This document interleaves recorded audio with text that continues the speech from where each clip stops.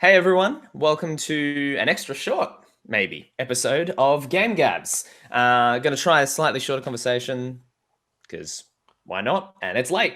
So, We're today, strapped for time and we're experimenting. exactly, nothing wrong with that.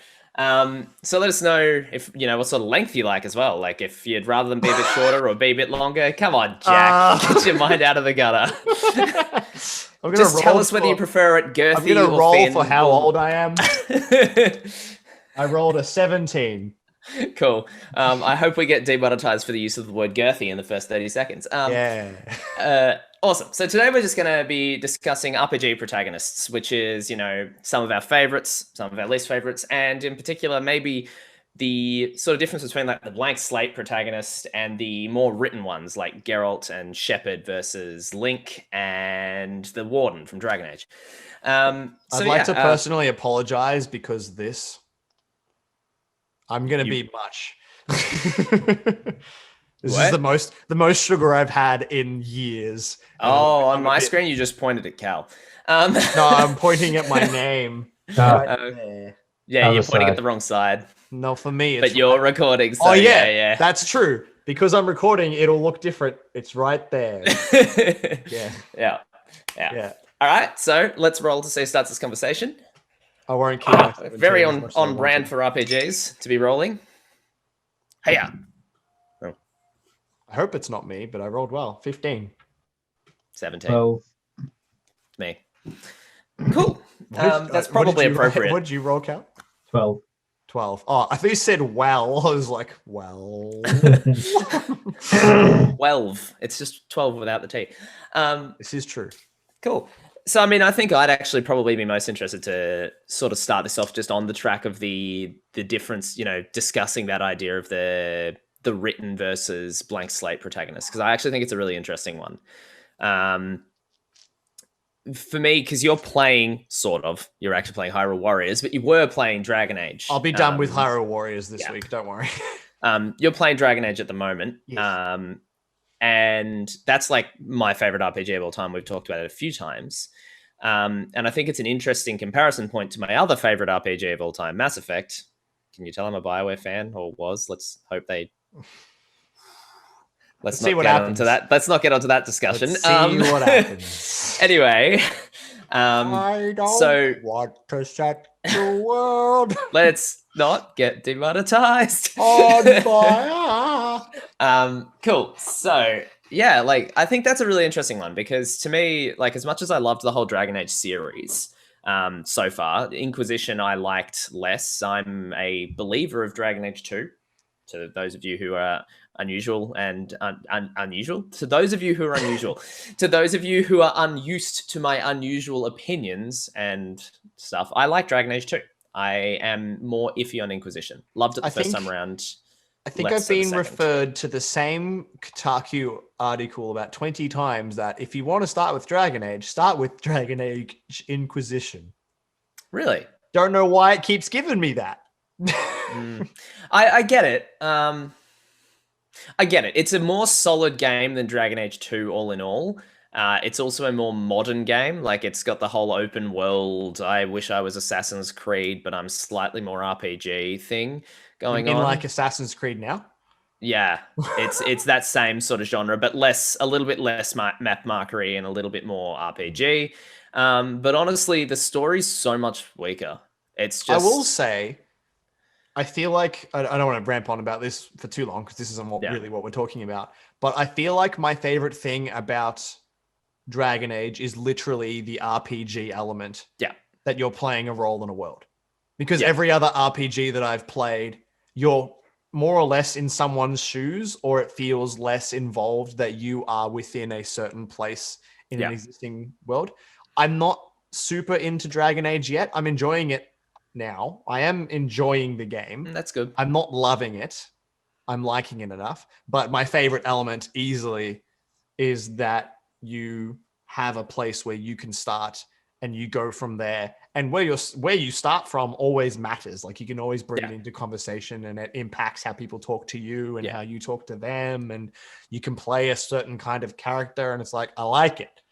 Which is Yeah, which is actually part of what I was sort of getting at. It's like by making the protagonist be, they did something really clever by making you a warden. There's a thing that you can be referred to as. Like you can, they're always, the DA1 protagonist, the DAO protagonist rather, is always called the warden. And there's actually like, you do in Inquisition, if your warden survives, you can actually contact them. There's actually like a war table thing where you get a letter back from your warden hearing what they're up to at the moment, which is really cool. It's only a tiny thing. And there's been a lot of discussion like, are they ever going to be able to bring the warden back? And I think BioWare's actually said no because of the amount of difference. Yeah, the amount of different options and stuff. They basically are like, we're not game to try and bring that back in as a character and do it justice. That's why I suspect that they won't do another mainline Mass Effect, because like they are doing another mainline Mass Effect.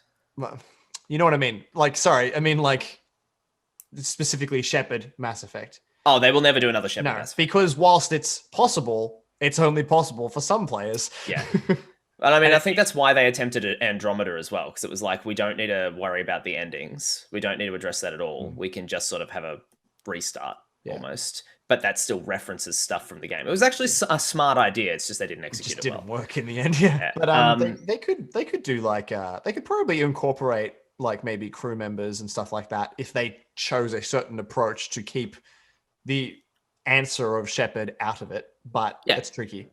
So they...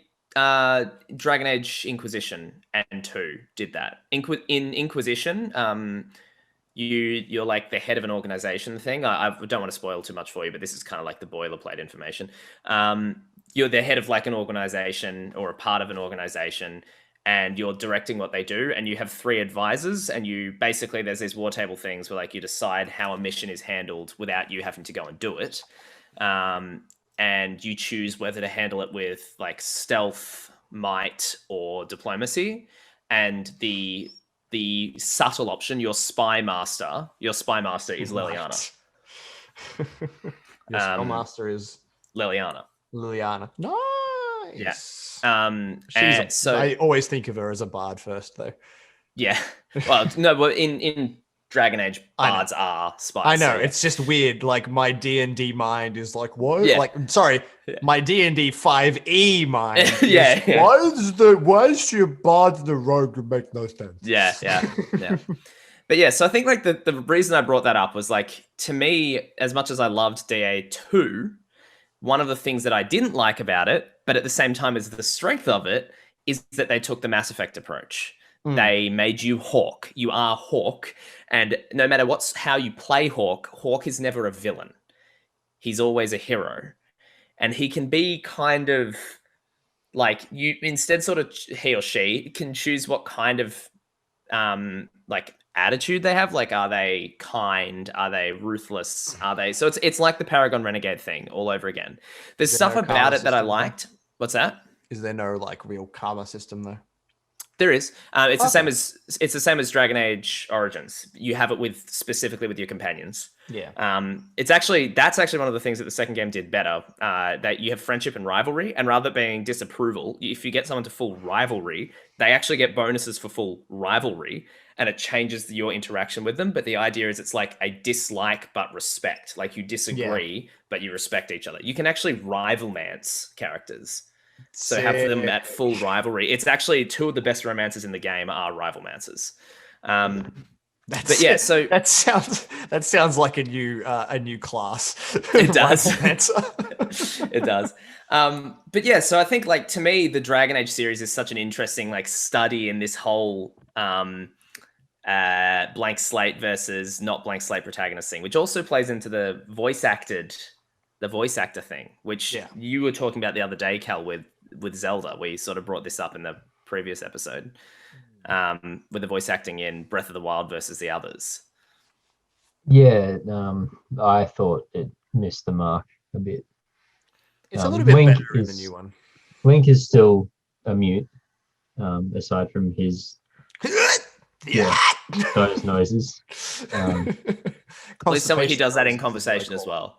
Like, Link, you must save us.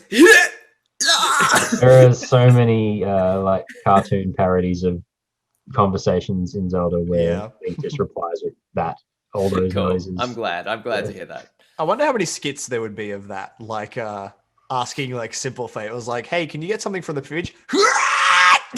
Yeah, there's so many of them. They're always good too. Where's ours? That's our next video.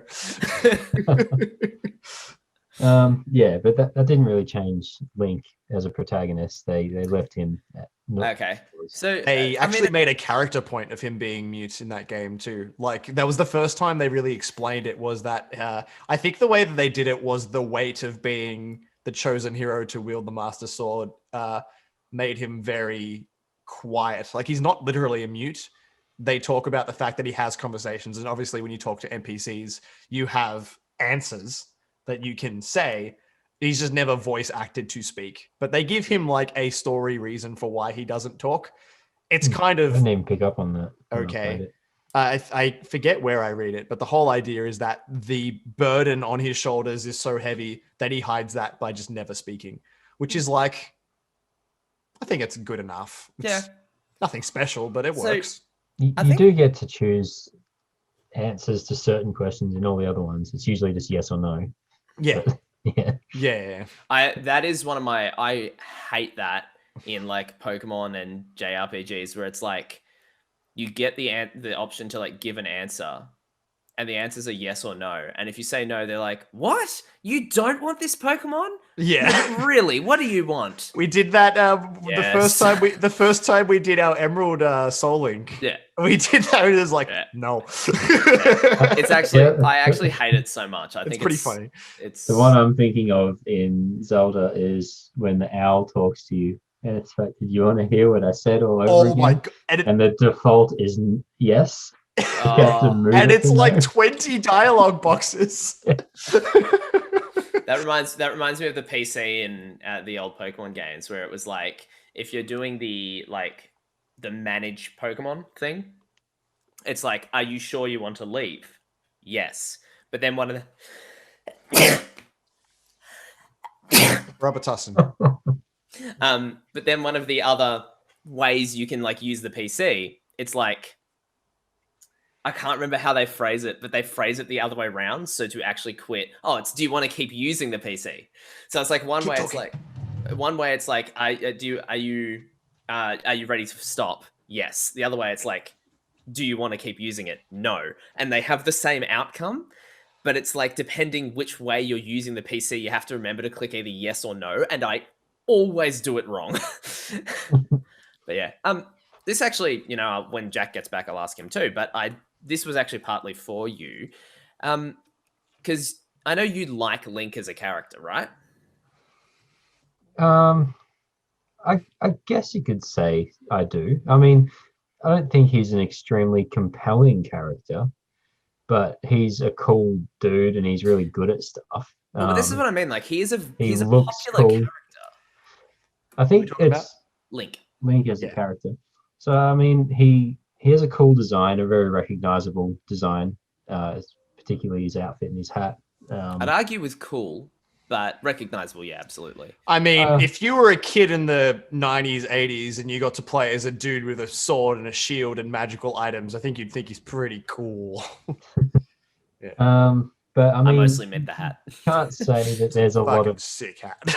can't say there's a lot of depth to his character. But having said that, the fact that he doesn't talk and he just goes along with it and gets stuff done and goes through some of the most horrific dungeons and like if a real person did what Link did, they'd have some PTSD from it. Like the fact that he doesn't talk and he just does it is almost like a courageous standpoint. Like it's hard to explain what I'm really trying to say here. This is why I was asking, because like to me, I can't understand the appeal of him as a character, because to me, he basically isn't one. It's because of the But- intention of Link. The literal point, like, you know why he's called Link.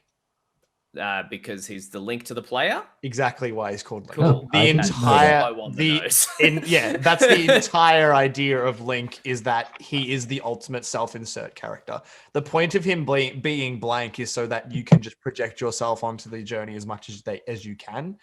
Breath of the Wild is one of the fewer instances of them giving Link character, and even then they kept it minimal so that you can have some kind of self-insert with it. But the intention of that character is to let yourself have this idea of exploration, that you're going through these dungeons, you're fighting these big monsters, you're getting all of these powerful weapons. So yes, if you have the perspective of what makes a great character, then yeah, it's kind of whatever. But I think part of it is the intent of what Link is supposed to be, and also just the tradition that they've created. It's probably less effective these days, but back then it would have been awesome.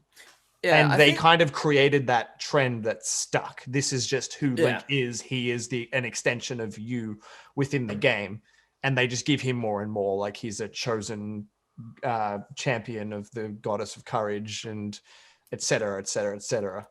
I think the thing that I find interesting with that, and this is, we've actually sort of talked about this before, like when you were first trying to play Dragon Age, you played as a human because you wanted to be as close to yourself as possible. Yes. Whereas I've never felt that desire. When I play an RPG, I will often actually, my most common choice is to play as a woman. That's generally what I do. And I, It's because you want... I find like fellas. I've never found that Nothing wrong with that. self-insert idea compelling. Like it's never done anything for me. And I think it's an interesting sort of thing about RPGs. It's like, is it an RPG? Is it a role-playing game? If you're not actually playing a role, if you're playing yourself. And like, because RPG now gets used to refer to like leveling up systems and things like that. It's a genre of game, not just the idea of actually playing a role. And I think that's quite an interesting kind of thing there, where it's like Dragon Age, as you said, lets you choose a role you want to play. It is more limited than, say, D&D ever is, because it has to be programmed, but it's more, broad than most things are. And I think it's an interesting thing with Zelda, where it's like,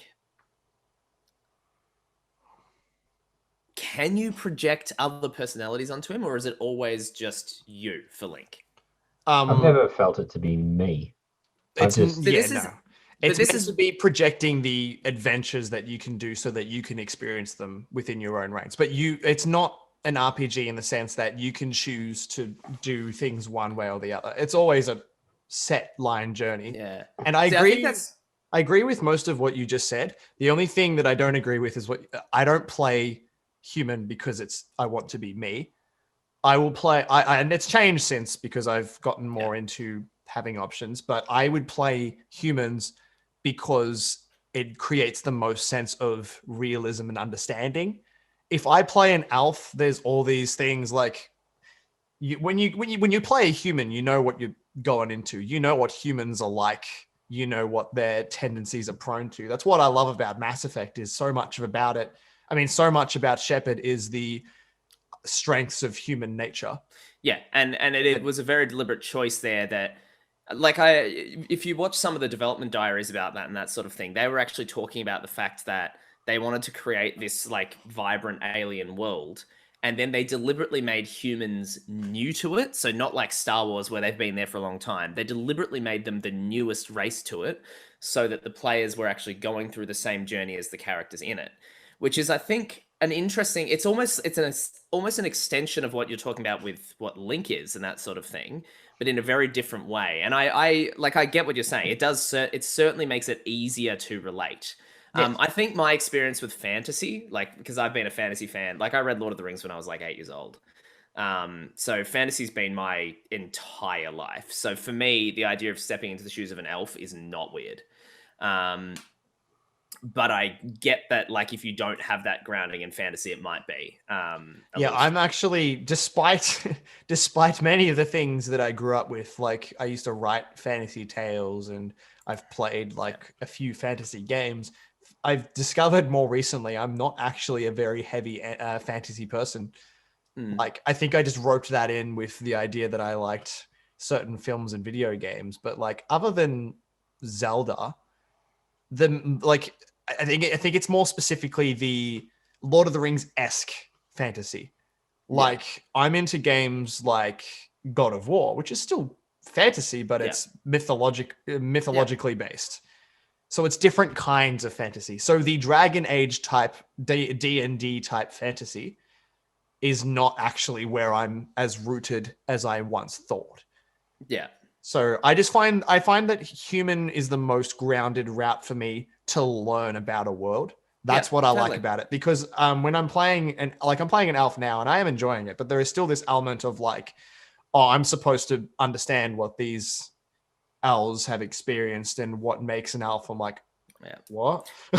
You're also unfortunately playing the only origin as an elf where you don't get to go through the first 2 hours of the game bullshit. in a super elven experience. Yeah, it was very frustrating. I was I chose it. I should have just chosen a human. It's like, why did I bother? City Elf and Dalish Elf are like, the whole point of their origin is like, show you what it's like to be an elf. Like City Elf, it's like, hey, you want to get persecuted? Get freaking persecuted. This is City Elf Origin is probably the darkest storyline, second darkest storyline in the entire game. Yeah. And I don't mean Origin storyline. I mean storyline. And Dalish Elf Origin is like super elven, you know, in the forests, talking about the gods, a magical mirror. It's all this like very stereotypical. It's not a good representation of the elvish people. Just saying. Yeah. But yeah, so I think like it's interesting, like the power of Link as a character, because, and I think like, you know, we've had a sort of a lot of oblique discussions about the fact that I don't especially like Zelda, and I tend to make a bit of a joke about it, but I don't have an issue with Zelda. It's just my thing has always been the couple of times that, because Cal, obviously you've bought me two of the games, and I actually do really want to go back and like actually really try and give them a proper go and play through them the whole way. I was going to say, I'm doing it with Dragon Age. I think I've earned this. I do genuinely want to. My biggest issue is that I don't want to play my DS. The screen's just so small. I'll lend you my one. Yeah, that could be good. But yeah, it's like I've just never found anything to pull me into it. And when I play an RPG, it's always the characters, and that can include the protagonists. So like, you know, with Cyberpunk coming up, it's made by the people who made The Witcher. I think the protagonist's name is V. I'm just going to double check that. I honestly think if there's any hope of getting you into Zelda, it is either Link to the Past, just to try 2D Zelda properly, Twilight Princess, which I think thematically is the most inclined towards you, or Breath of the Wild, just because it's a unique game. I think Zelda. Breath of the Wild is probably the least appealing one to me, because it doesn't look anything like a unique game at all. It looks like a game I've played a million times that Zelda just happened to jump onto the bandwagon. Man, you're so much fun. Yeah. But we'll see. If I get into them enough, I might give it a go, but I doubt it. It just depends on what you want from the game. I don't think there are some memorable characters in the Zelda universe, but I don't play the games really for the characters that much. The story is more or less the same. I mean, the lore and the series of events are more or less the same in most of the games, but it's the gameplay itself that which I think enjoy. Which I think was exactly the issue. Like when I was playing it, I genuinely was disliking the gameplay. Like the combat made me want to. Yeah, the combat made me want to step on my own toes. I hated it. It's not the combat; it's more just the dungeon exploring and puzzle problem solving and that kind of stuff. Yeah, that's what I like about those games. Yeah, which I think, like, again, like I might give them a proper go. It's just I didn't feel like there was really anything to pull me along. And if you want a good reason to if you want a good way to put into words, I don't agree with his opinions on the game in general, but if you want a good way to put into words your feelings on the combat, watch Egoraptor's, which is Aaron from Game Grumps, watch his video on Ocarina of Time. I forget what the series he called it is. It's got a lot of views though. And he just goes on a rant about the combat in Ocarina of Time and how the only good fight is the Iron Knuckle fight and how it utilizes the Z camera. I think it'd be a good video for you to watch, but it probably will just fuel your dislike of the game even more.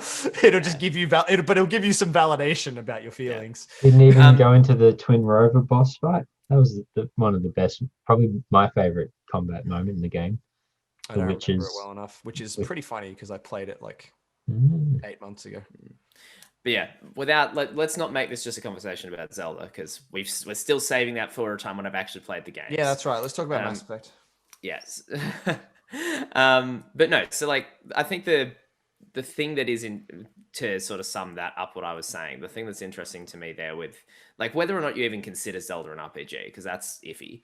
I don't Um, think I do. In my head, that sounds strange. Yeah. Maybe it is technically, but it still sounds weird. Yeah. So I mean, look, if we're trying to keep it short, I thought I'd just sort of ask, what do we think are our favorite RPG protagonists? Just like a sort of list, and just maybe what actually makes a good RPG protagonist. It's tricky for me. I don't play many RPGs. Because to don't me, know. there's two types, but I'll get to I'll go let you guys go first because I've thought about this a ton, so this is an easy topic for me. I don't know if I could pick one. A lot of the time in an RPG, I like one of the party members or side characters more than the protagonist itself. That's due to the blank slate approach. Yeah. So Which we like, talked about a bit with FF12 last week. yeah, so Balthier is my favorite, and Barsh, probably two of my favorite characters from any game, and they're two of your party members in FF12. Mine's Goofy. Nice. Yeah. So I think the thing that I would say, because we're talking about protagonists, the thing that I would say about this is that we started this off by saying the blank slate versus non-blank slate protagonist, and I think The correct answer is you, the viewer. yeah, You are the best exactly. RPG character. But like legitimately, I think it depends on the RPG. So like you've got everything from Dragon Age, where you the viewer, whether you're playing as yourself or you're making a character, the reason Origins to me is such a great RPG is it lets you really have control of your character more than I've seen most games do. There's a few other games that have been doing it. The new Baldur's Gate does it pretty well. The old Baldur's Gates also do it pretty well, apparently. I'm actually really keen for the new one. I watched some gameplay of it. I'm actually quite excited. It looks pretty sick. Yeah. I still haven't actually. Lucky. Come back. Where can did you hear him. go? You know how much of a problem this is going to cause me for editing? Damn it, Sorry. Lucky. No! Now they're all in the wrong Sorry. Have to put effort in. This shorter video. Well, at least it's only gonna be like last 2 minutes you gotta worry about. So, damn. So yeah, so like I think Dragon Age, Baldur's Gate, all that. But then on the other end of the spectrum, you have like the Commander Shepard, the Geralt. So like Geralt is you barely control him. Like you have choices you make about his life, but his personality is pretty set. Shepard, you have like kind of a couple of paths you can kind of take, and you make choices, but it's like there's only a few sort of variations of Shepard. I think I like the concept of Shepard more than I like Shepard. What do you mean? Like the idea of why you're put into a human's shoes. I think I love that, and I think Shepard's all right. I like him enough. I love Shepard. I would say that. But I think the thing for me there is that Shepard does exactly what she needed to do, which is that in the first game, she's basically a blank slate.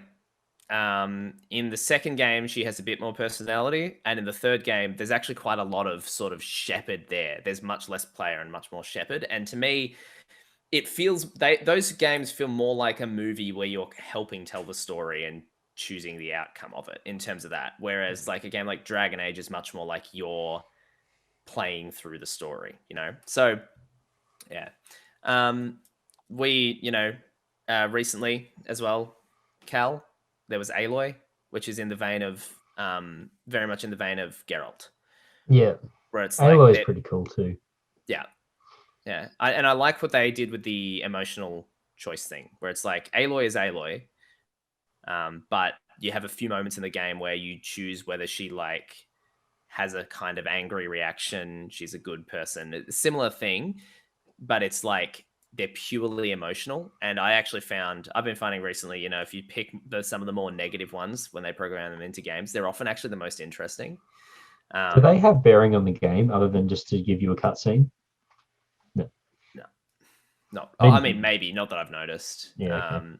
Which is sort of like the illusion of choice in RPGs can actually be very powerful, which is where like the Pokemon thing we were talking about before, where you've got like the yes or no. That's just stupid. There is no choice there, and giving you the illusion of choice doesn't help. But like the choices in Horizon make Aloy feel a little bit more like your character, give you a little bit of sort of different cutscenes, different sort of replayability and that sort of thing, whilst still keeping that kind of more straight line story that it was going for. And like, seriously, I really enjoyed the angry version of the Rost farewell scene. It's so much more devastating. It would be. Because spoilers for Horizon Zero Dawn, when you visit his grave afterwards, it's like, she's like, I'm sorry, I didn't mean any of it. This is, and I don't know if you've actually done that yet. It's not a story point. You can literally go at any point to his grave. No, I have done that. Yeah, cool. Yeah, can't remember what I said to him, but I can't remember the option I picked. It wasn't that one. It wasn't the angry one. No. I'm angry. But yeah, it's like, to me, a lot of those negative options make the characters more flawed and interesting, which is fun. Anyway, so yeah, I think RPG protagonists are an interesting thing, especially to me, because I'm like, it's often fun to see. It depends on the game. It really depends on the game. And I think Jack is having fun with his mo right now. I wanted to curl my mustache, but it's really hard to do without like grease and stuff. Even as long as my mustache is. I'm loving my beard these days. It's pretty good. Thanks, pretty man. Good. And that's the true answer. The best RPG protagonist is the one with the best beard. The true RPG agonist. Fuck. Jokes are too hard. All right, and that's where we're gonna live. Yeah. The best RPG protagonist is my beard. Yeah. I don't think I can pick a favorite, honestly. Yeah. I'd struggle to pick a favorite as well. I was more meaning just like good What's ones. the best? Yeah. One I would point out is Cloud. Cloud's pretty cool. And the reason I bring him up is a really good execution of the blank slate with a personality. Mm. It's like he's the most vanilla character in that game, but he's still got a story and a personality. So he's like this weird combination of the two. Which I think that's a hard thing to do well, that they actually did pretty well there. Whereas like if you compare it to the later Final Fantasy games where it's like a, sort of 13 onwards, you've had a team of characters that you're playing through and you're just experiencing their story. Like there's no RPG in terms of choice elements in those games at all, really. Yeah, pretty much. Yeah. Yeah, I don't know. There's a lot. I think I've just got I don't know if it's a preference, but I very much like when I play in RPGs when I can kind of just go at it. The story is what I make of it rather than having a character that has a set story. I think just because there's so many games that are like that, I think that there are still some amazing games that do those things. It's just when I play an RPG, I like it in the vein of, well, Skyrim kind of places you in a specific set of shoes, but like you can still kind of. But that's actually one of the worst things in my mind about the later Elder Scrolls games is that in an attempt to make it more appealing, they make you the Dragonborn. Yeah, I was like, because I was gonna say Fallout straight away. Like I like how you can kind of pick and choose with Fallout, and I was going to say Skyrim. And I'm like, actually, Skyrim kind of like the side quests, the big side quests kind of give you more room for choice. Whereas you're very much set on a specific path in the main quest of that game. So maybe less so that, but I feel like to me that was a misstep. And I also think it was a thing that most people ignored. Most people I know of who played that game, even if they actually completed the main story, that's not the bit they talked about. Yeah. They talked about the Civil honestly, War. I remember the side quest better than I remember the main quest. Also, I remember beating the final boss because I did the main quest so late. I went into this big epic battle and was like, oh, I won. He's so easy. That said, the first confrontation with Alduin atop the mountain is sick. Yes, it was cool. When like the sky goes all red and he's like raining. It took me a few meteors on tries you. that time. Yeah. Yeah. And It's then actually the like, second that's time cool. I fought him, I was like, oh, I thought I'd be here all day, not for 10 minutes. Yeah. It's pretty funny. Yeah. Cool. Yeah, I think most of my RPG experience is rooted in Fallout, so I'm probably a bit biased there. But Yeah. I do like the ability to just pick and choose, do what you will. And I think New Vegas kind of cemented that for me, because that game, it just makes you feel so rooted in the world conflict that being able to choose from A, B, C makes it really cool. So we are at the end of the time, so I'm going to finish with this. One game that neither of you have played, though Cal might as well have from how much he's had to be around it, The Witcher 3, is interesting in like a comparison, because that game, the character you play as Geralt obviously is super set. Like, you know, the fact that they were able to make a show with Geralt as a main character and actually have him be a compelling main character. Geralt is a good character. He came from a book and he's a great character in those books. And the characters around him have really cemented personalities and stuff. But in that game, there is a ton of choice in how the world turns out. So the main story conflict, it doesn't feel like it pulls you out of things, because what Geralt is doing is what Geralt would be doing. Geralt's story feels right. But it leads you to link up with this world conflict stuff, like what you're talking about, and you determine your epilogue, basically, and what actually happens to the world. And not just epilogue, like a lot within the story as well. And the interesting thing with it is that you often can't tell how it's going to affect it. So it's not the classic like end of Deus Ex where it's like, which button do you want to press for which ending? It's more so like, dumb. Yeah. I was like, what the fuck? I enjoyed the endings, but yeah, those they sorts of didn't things, bother it's the me same as that MA3. much. Yeah, it didn't bother me that much, but I was like, oh, that's what they like. I genuinely enjoyed that game way more than I thought that I would. Just because that game has been staring at me for like 10 years. I kept seeing it. I don't know, 10 years, probably not that long. But I kept seeing it in stores. Like, what the fuck is this game that's always around? This is not a jab at the game, but every time I look in the pre-owned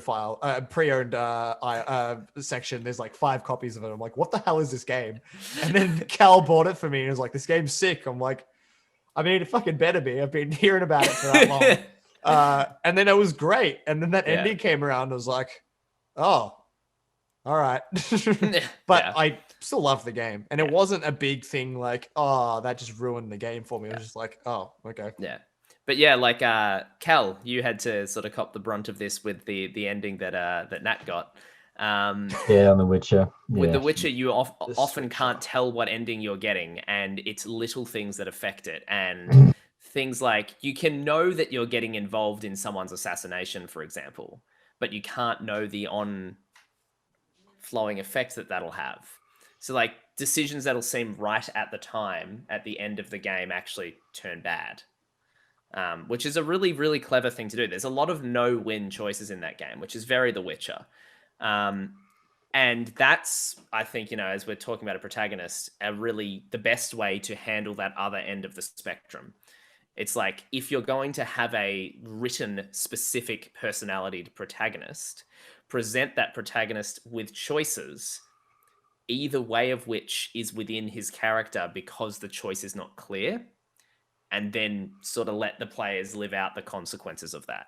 So it's not that you're choosing whether your character is good or evil. Your character is always Geralt, but the choices he makes are, you know, they lead to very different game stories. Well, it's even like with the ending that got, one of the characters died because she was overprotective. And the character didn't get enough experience to be able to survive. Yeah, that's actually huge spoilers, so you should probably stop talking. But oh, I didn't say what character. No, but that will be instantly obvious to anyone who plays the game. Trust me. That's old. The game's old. Games, yeah. But yeah, I haven't played it. I was about to say, it's more so that I want you two to play it. Hey, Lockie, guess what? What? I own it. You know why? No, you don't. You own it for a time, and then it'll disappear It's unless no- you buy it. It's never coming off of there. And you Probably, know yeah. it. Yeah. Probably wouldn't. All right. Anyway, so I think we'll leave that there. Keeping it shortish.